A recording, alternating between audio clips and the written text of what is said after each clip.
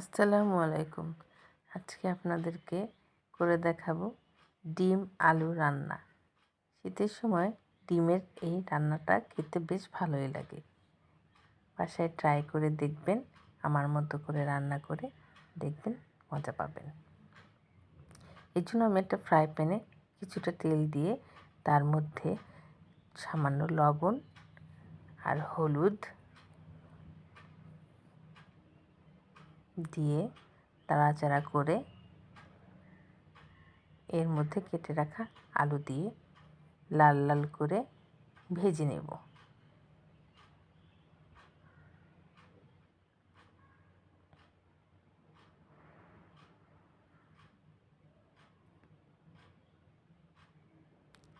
সুন্দর করে উল্টে পাল্টে লাল লাল করে আলুগুলো ভেজে নিতে হবে।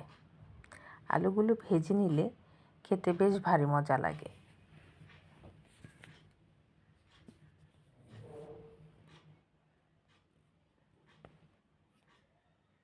দেখেন সুন্দর লাল লাল হয়ে আসছে আলুগুলো।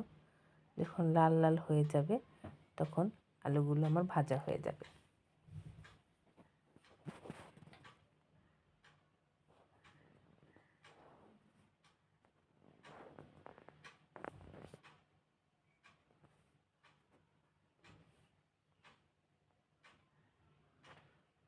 আমার আলুগুলো সুন্দর লাল লাল করে ভাজা হয়ে গেছে।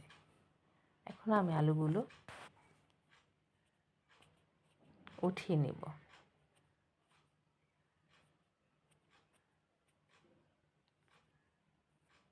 আলু উঠানো শেষ। এখন সেই তেলে আরও সামান্য কিছু লবণ আর হলুদ দিয়ে এখন ডিমগুলো লাল লাল করে ভেজে নিতে হবে। এখন আমি ডিমগুলো তেলের মধ্যে ছেড়ে দিলাম।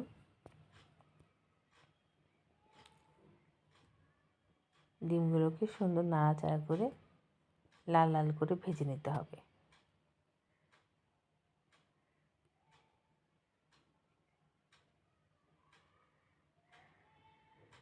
দেখেন কি সুন্দর লাল হয়ে গেছে ডিমগুলো। আর কিছু সময় ভেজে ডিমগুলো নামিয়ে নেব।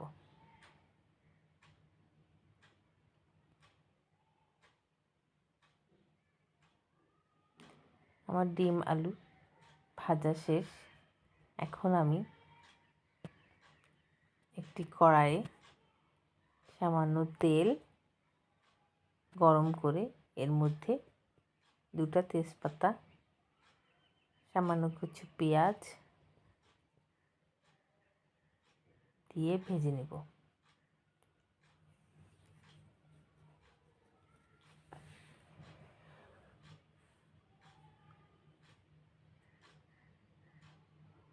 পেঁয়াজ ভাজা হয়ে গেলে এর মধ্যে সামান্য আদা, হলুদ, মরিচের গুঁড়া, ধনিয়ার গুঁড়া, গরম মশলা গুঁড়া, লবণ দিয়ে হালকা ভেজে পানি দিয়ে মশলাটা কষিয়ে নেব। মশলা কষানো হয়ে গেলে এর মধ্যে ডিমগুলো ভেজে রাখা ডিমগুলো ছেড়ে দেব। এখন এই মশলার সাথে আলু আর ডিম সুন্দর করে কষিয়ে নেব।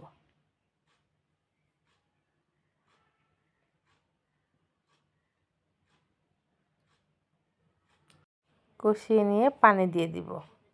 তারপর কিছুক্ষণ জাল হতে দিব।